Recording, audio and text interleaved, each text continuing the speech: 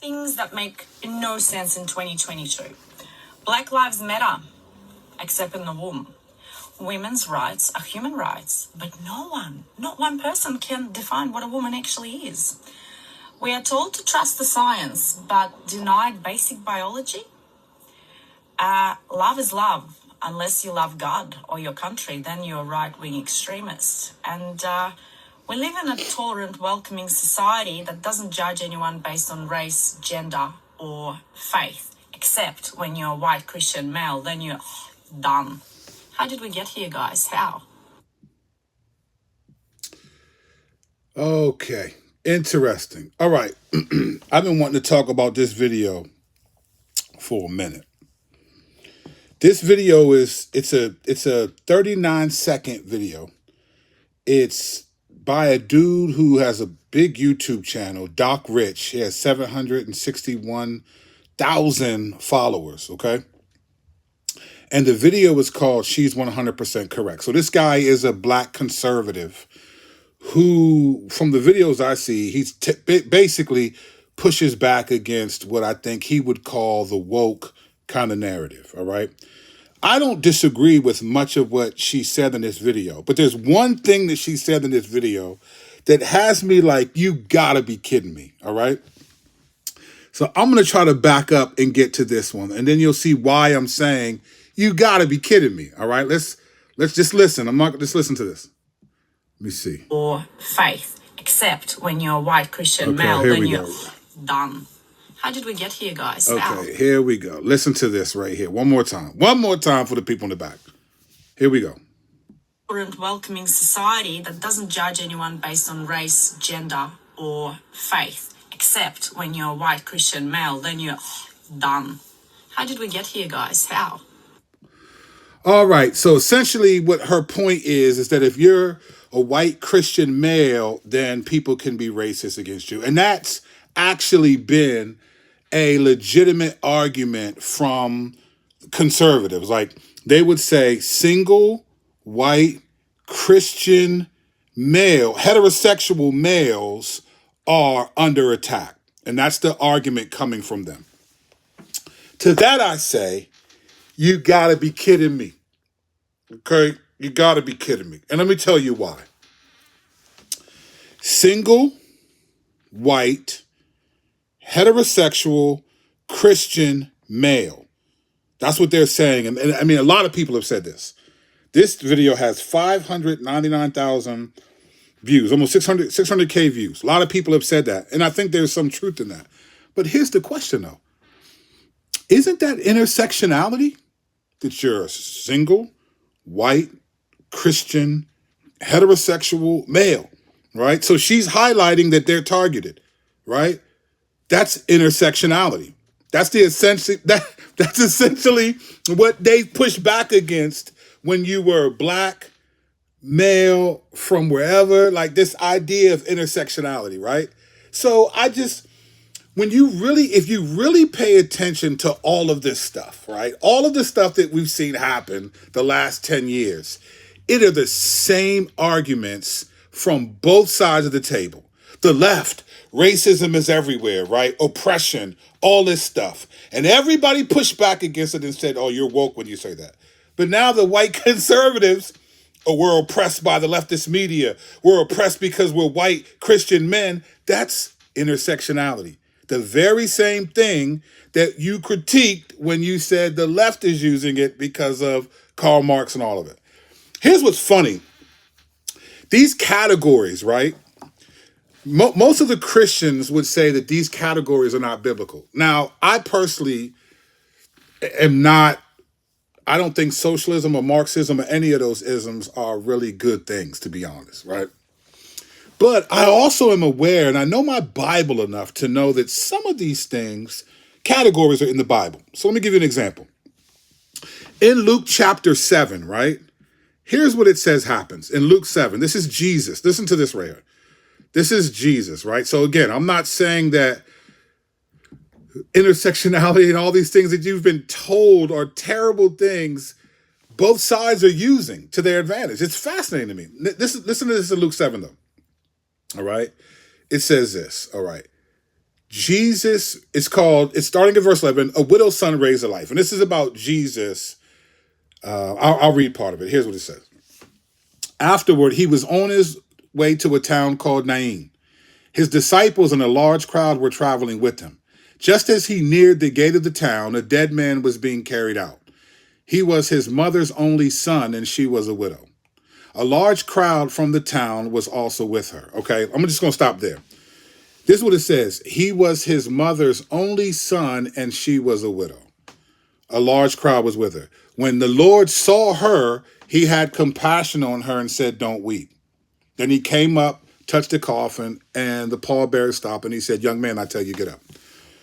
Why did Jesus have compassion on her? And why does Luke specifically tell us that it was his mother's only son and that she was a widow? Here's why. Because in that culture, that intersection of being a widow, which no one else is going to take care of you because you're a widow. You don't have a son anymore to care for you. So the reality is the intersection of you being a woman, okay, you being a widow, and now no longer having a son is what led Jesus to have compassion on that woman. That's intersectionality. The intersection of a woman in that culture, a widow, and then not having a son, right? That happens, okay? That's there. Let's go to James, right? James chapter 5. Now, don't get me wrong. Some of you can call me woke. I honestly don't care. Calling me woke is like calling a white person honky. It has no impact on me. I could care less because I know what I believe.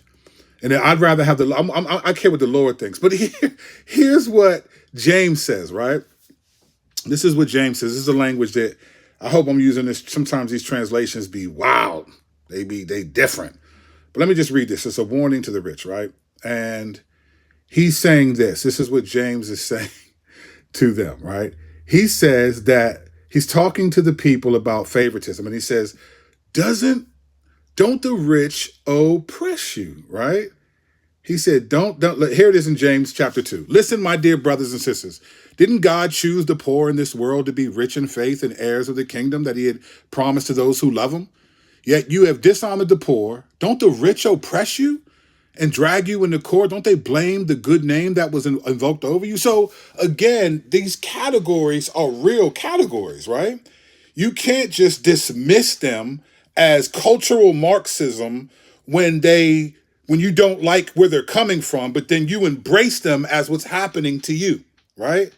So you got, it's cultural Marxism. It's you're woke when you're black. The Bible has these categories of oppression, of intersectionality. The Bible has these categories. In fact, Acts 6 was a conflict between the Hebraic, the Jewish widows and the Greek Christian widows. And they were saying, look, we're being treated differently than them, right? They were women. So again, while I know that there's been such a detriment to use these categories, but it seems like the very things that one side pushes against, the other side does. This is why I and Strack and other people say stay balanced. I'm telling you, bro, every narrative that has been called woke or all this stuff is used now by the conservatives, right? We talked about this in two videos ago, right? When black people or whoever were trying to explain their concerns for like racial insensitivities, they were called social justice wars, and they were trying to say, no, we're not Marxists. We don't even know who Marx is. We're just trying to say this is what we care about. Nope. And everything got lumped into being woke. Now, Christian nationalism, which, by the way, I need to retract this statement. All right. On the episode, I'm going to say this again on the Cross-Examine episode. On Cross-Examine's episode last week, we talked about Christian nationalism. I held up a book by a guy named Stephen Wolfe called The Case for Christian Nationalism. And I said, hey, I don't know the guy, which is true. Seems like he loves the Lord, which may be true and all of that. But since then, since that last week's episode, this guy, one of his closest friends, and all this stuff has come out about kinism, right? Which is essentially Christians who believe in a sense, in a sort of racial bigotry. They believe that if you're ethnic and you shouldn't mix the races. And one of this dude, Stephen Wolfe's, that he was defending was not that, had some Twitter Twitter handles that were saying crazy racist stuff. And then he finally admitted it was him. And he apologized. So I don't know Stephen Wolf, but I am going on record saying I'm not reading his book. And if Cross Politic, if they're really doing their due diligence, I'm a little disappointed in them. Because this is to me, you can say we don't support Kennyism, but then you support people who support that idea, right? But that's not being woke. That's not, listen, fam, it's the same idol, different altar. Brothers and sisters, Christians who are trying to find out how do I honor the Lord, don't listen to the left that everything is racism, and don't listen to the right that nothing is racism, right? Listen to the scriptures. Expose the deeds of darkness, Ephesians 5:11. Stay balanced. Don't trust none of these people because they all have an agenda. You are watching before your very eyes. People who said you're woke if you say this are using the same arguments and tactics. Why, fam? Why is it not woke when you say that? Why is it not, there's no such thing as systemic oppression or systemic, when it's you said you're experiencing it. So this stuff is all, you can't trust these people, brothers and sisters. Look in the scriptures, get your conviction from the scriptures, not from your favorite, even me, not from your favorite Christian influencer. Get your conviction from the scriptures and call it as you see it, as best as you can in the word, not as best as you can by his words or her words or my word. You're gonna end up regretting it. Anyway, what do I know?